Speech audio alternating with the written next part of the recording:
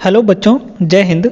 आज के इस वीडियो में हम लोग डेली यूज इंग्लिश वर्ड्स जो होते हैं वोकेबुलरी, उसको हम लोग देखने वाले हैं। 50 से वर्ड्स लेकर आए हैं हम यहाँ पर, और इनके इंग्लिश में देखेंगे कि इनको इंग्लिश में क्या कहते हैं। ठीक है, क्योंकि ये बहुत ज़्यादा ज़रूरत पड़ते हैं। आप कोई भी बुक पढ़ रहे हैं तो वहाँ पे आपको वोकेबुलरी अगर नहीं पता है तो आप उसका अर्थ नहीं निकाल पाते हैं, है ना। तो यहाँ पर 50 most important daily uses words लेकर आए हैं हम। तो इनको एक एक करके हम लोग देखेंगे कि इनको इंग्लिश में क्या कहा जाएगा। ठीक है, जैसे क्षमता हो गया, इलाज हो गया, इसको इंग्लिश में क्या कहा जाएगा। तो इनको हम लोग देखने वाले हैं। तो वीडियो को शुरू से लेकर अंतिम तक पूरा देखना है आपको, ताकि जितने भी हम यहाँ पर वर्ड्स बता रहे हैं, है ना, 50 लेकर आए हैं हम इस वीडियो के अंदर, है ना। तो चलिए पहला देखते हैं। पहला क्या है हमारा? क्षमता, है ना। क्षमता को इंग्लिश में कहा जाता है कैपेसिटी। ठीक है, क्या कहा जाता है? कैपेसिटी। ठीक ना। तो यहाँ पर हम इंग्लिश भी लिख रहे हैं, आपको अपने कॉपी में नोट करते जाना है। कैपेसिटी, ठीक है।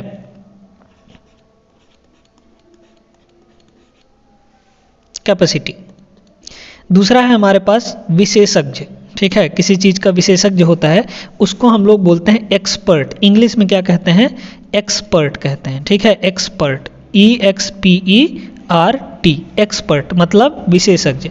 फिर उसके बाद है इलाज कराना, है ना। तो इलाज का है मतलब होता है इंग्लिश में अगर देखा जाए तो ये होता है ट्रीटमेंट, है ना। TREAT, ट्रीट, और मेंट, ट्रीटमेंट मतलब इलाज। फिर उसके बाद है अकेलापन। तो अकेलापन का है माने होता है इंग्लिश में बच्चों, तो ये होता है लोनलीनेस, है ना, लोनलीनेस। ठीक ना, ये हो जाता है। फिर उसके बाद है टालना, है ना। किसी चीज़ को टाल रहे हैं, आप कोई काम करना हो गया तो उसको आप आगे बढ़ा रहे हैं, टाल रहे हैं, तो उसको हम लोग कहते हैं क्या? पोस्टपोन, है ना। क्या कहते हैं? पोस्टपोन, POSTPONE, है ना। पोस्टपोन करना यानी आगे बढ़ाना, चीज़ों को टालते रहना। तो ये हो जाता है। 5 हो गए। आगे देखते हैं अगला। आगे यहाँ पर देखिएगा आशीर्वाद, है ना। आशीर्वाद, तो इसको इंग्लिश में कहते हैं ब्लेसिंग। आशीर्वाद देना, ब्लेसिंग देना। ठीक है। फिर उसके बाद ध्यान दिलाना को इंग्लिश में कहते हैं रिमाइंड। नहीं कहते हैं कि रिमाइंड मी लेटर, मतलब मुझे बाद में ध्यान दिलाना, बाद में याद दिलाना। तो रिमाइंड मतलब ध्यान दिलाना। फिर उसके बाद आदर करना यानी रिस्पेक्ट। ठीक है, रिस्पेक्ट मतलब आदर करना।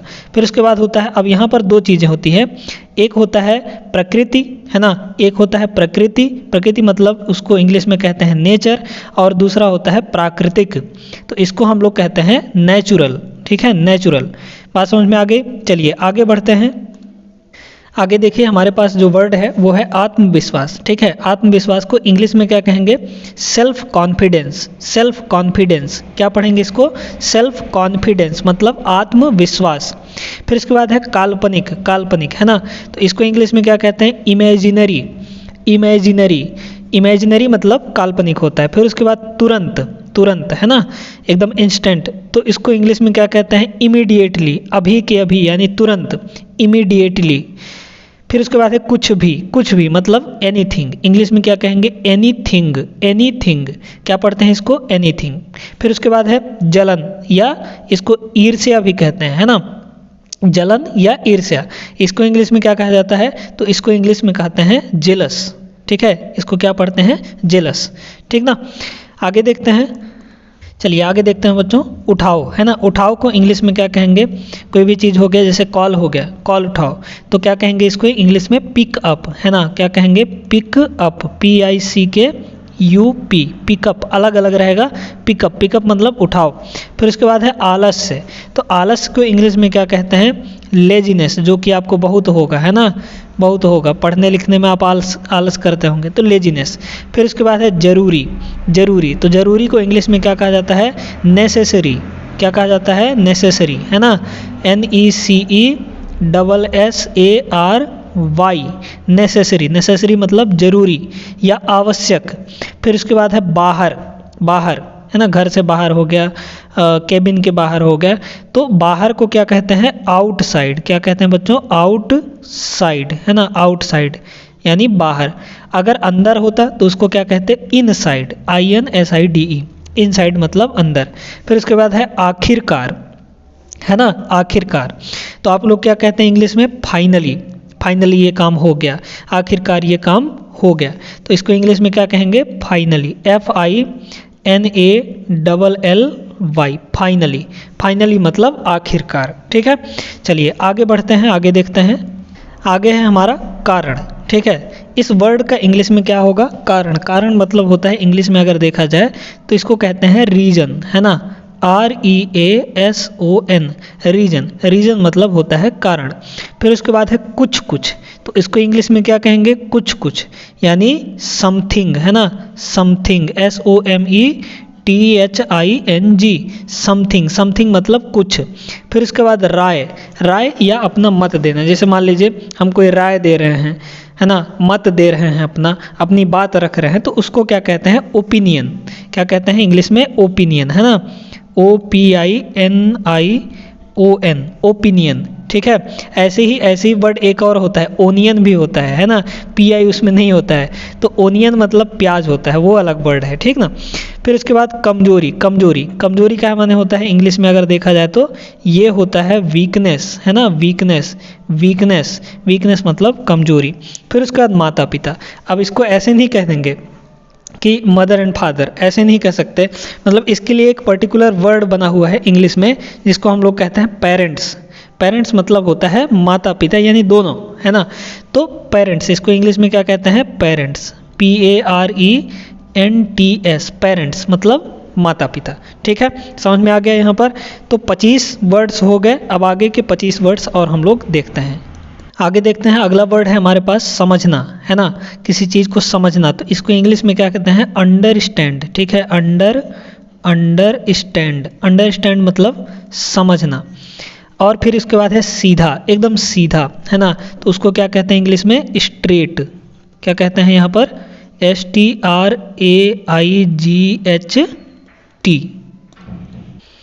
अगला है काबू पाना, है ना, काबू पाना। या फिर आप इसको ऐसे कहें कि जैसे मान लीजिए कि आपको बहुत ज़्यादा गुस्सा आता है, तो गुस्से पे आप काबू पा लेते हैं, या फिर गुस्से से आप ऊपर उठ जाते हैं, है ना, फिर आपको गुस्सा नहीं होता, तो उसको क्या कहते हैं, काबू पाना। तो उसको इंग्लिश में कहते हैं ओवरकम। क्या कहते हैं बच्चों, ओवरकम, OVERCOME, ओवरकम। ओवरकम मतलब किसी चीज़ को पीछे छोड़ देना या उस पर काबू पा लेना, ठीक ना। आगे है हमारा क्षमता, है ना। अब क्षमता दो प्रकार का होता है यहाँ पर, देखिए, एक होता है कोई भी चीज़ स्टोर करके रखने की क्षमता, है ना, तो उसका हम लोग देख चुके हैं, उसको क्या कहते हैं, कैपेसिटी कहते हैं। कैपेसिटी मतलब क्षमता होता है। लेकिन एक क्षमता होता है जैसे काम करने की क्षमता हो गया, है ना, कितना आप काम कर सकते हैं, तो इसको हम लोग बोलते हैं पोटेंशियल। क्या बोलते हैं बच्चों, पोटेंशियल बोलते हैं, ठीक है।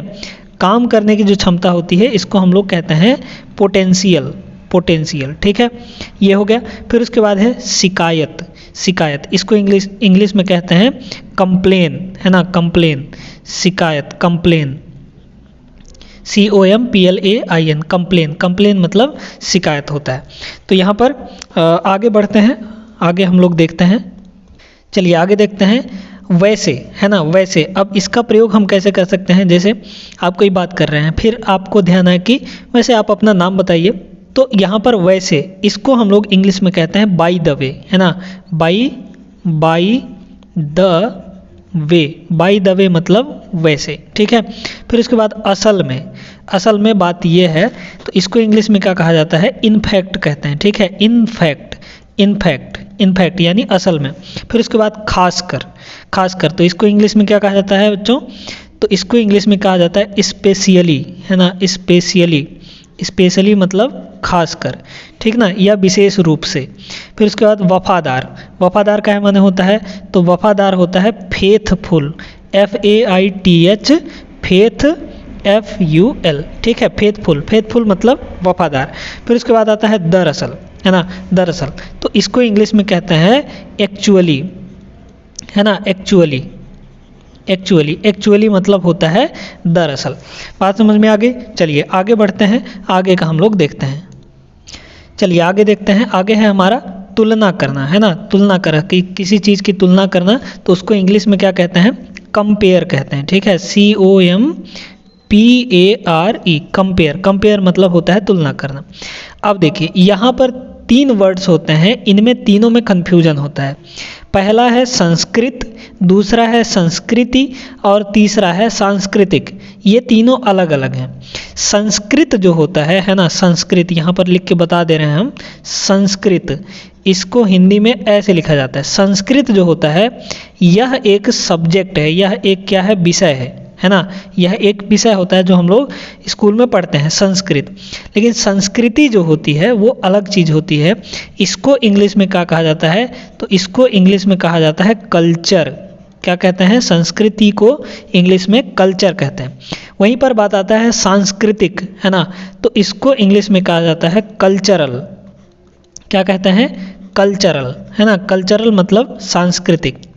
क्लियर हो गया, तीनों चीज़ों में आपको कन्फ्यूजन नहीं होना चाहिए, ठीक है। संस्कृत अलग है, वो एक विषय है, संस्कृति मतलब कल्चर और सांस्कृति मतलब कल्चरल, ठीक है। फिर उसके बाद हिस्सा लेना या भाग लेना किसी चीज़ में, है ना, तो इसका इंग्लिश में क्या कहते हैं, पार्टिसिपेट, है ना, पार्टिसिपेट, पार्टिसिपेट, ठीक है। पार्टिसिपेट मतलब क्या होता है, हिस्सा लेना या भाग लेना।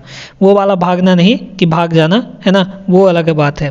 फिर आता है पहचान। पहचान क्या माने होता है, तो पहचान होता है आइडेंटिटी, है ना, आइडेंटिटी, आइडेंटिटी, ठीक है। आइडेंटिटी मतलब पहचान होता है।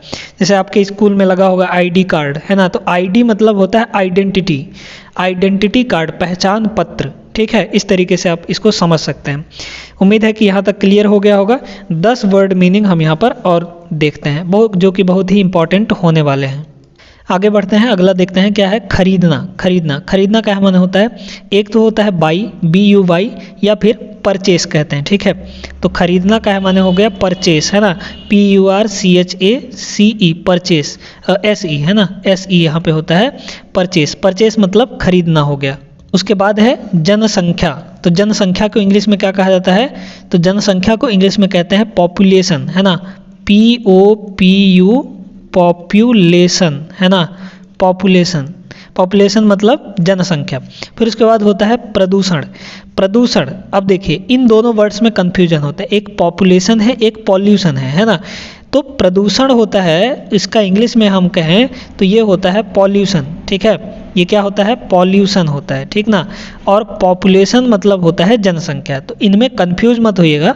पॉपुलेशन मतलब, क्योंकि एक ही जैसे दिखते हैं ना, पॉपुलेशन मतलब जनसंख्या और पॉल्यूशन मतलब प्रदूषण होता है, ठीक है। फिर उसके बाद है ज्ञान। ज्ञान या जानकारी, है ना, तो इसको इंग्लिश में क्या कहते हैं, इसको इंग्लिश में कहते हैं नॉलेज, KNOWLEDGE। इसके स्पेलिंग में बच्चे गलती करते हैं, तो यहाँ पर KNOW नो और LEDGE लेज, है ना, नॉलेज, तो इसको क्या पढ़ते हैं, नॉलेज, नॉलेज, नॉलेज मतलब ज्ञान या जानकारी। फिर उसके बाद है चुनौती, है ना, किसी भी चीज़ की चुनौती, तो ये होता है चैलेंज। क्या होता है बच्चों, चैलेंज। चैलेंज मतलब चुनौती, CHALLENGE, चैलेंज। चैलेंज मतलब चुनौती हो जाता है। उम्मीद करते हैं कि यहाँ तक आपको अच्छे से चीज़ें पता चल गई होंगी किसको इंग्लिश में क्या कहा जाता है, ठीक ना। चलिए आगे बढ़ते हैं, 5 यहाँ पर और हम लोग देखते हैं। चलिए आगे देखते हैं। आगे है हमारा बेकार, है ना, बेकार। बेकार का मतलब होता है, बेकार को इंग्लिश में कहते हैं वर्थलेस, है ना, वर्थलेस, WORTHLESS, वर्थलेस, ठीक है। वर्थलेस मतलब बेकार चला गया वो, है ना। फिर उसके बाद लत। लत का मतलब होता है, जैसे आपको मोबाइल की लत लगी रहती है या फिर किसी को मादक पदार्थों की लत लगी रहती है, शराब वगैरह हो गया उसकी, तो लत का मतलब होता है एडिक्शन, ठीक है, एडिक्शन, ADDICTION, एडिक्शन। एडिक्शन मतलब लत। फिर उसके बाद है निर्देशक, है ना, निर्देशक, तो इसको इंग्लिश में कहते हैं डायरेक्टर, ठीक है। क्या कहते हैं, डायरेक्टर कहते हैं। डायरेक्टर जो दिशा निर्देश देता रहता है ना, उसको डायरेक्टर कहते हैं। जैसे फिल्मों में होता है डायरेक्टर, डायरेक्टर मतलब निर्देशक। फिर उसके बाद है जागरूकता। तो जागरूकता को इंग्लिश में कहते हैं अवेयरनेस, है ना, अवेयरनेस। अवेयरनेस मतलब होता है जागरूकता। फिर उसके बाद आता है प्रतिभाशाली, है ना, प्रतिभाशाली, तो इंग्लिश में इसको कहते हैं ब्रिलियंट, है ना। कोई बच्चा अगर क्लास में बहुत ही ज़्यादा ब्रिलियंट है, इसका मतलब वह प्रतिभाशाली है ना, BRILLIANT, ब्रिलियंट। ब्रिलियंट मतलब होता है प्रतिभाशाली।